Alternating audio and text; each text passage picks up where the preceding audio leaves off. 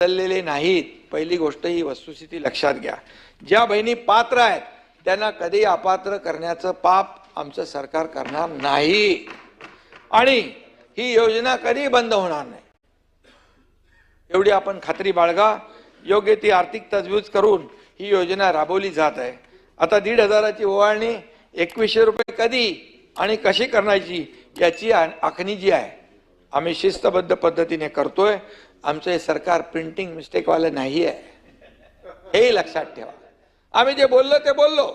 आता आर्थिक तजवीज जी आहे, तरतूद जी आहे, काटकसर करून जे काही करायचं आहे ते नक्की करू आणि या ठिकाणी याची देखील एक तजवीज करायला लागेल आणि शेवटी आपल्या सगळ्या योजना सुरू ठेवायच्या आहेत, विकास प्रकल्प सुरू ठेवायचे आहेत, कमिटेड जो खर्च आहे तो आपल्याला द्यायचा आहे। हे सगळं जे करत असताना जे आम्ही बोललेलो आहे ते देखील आमच्या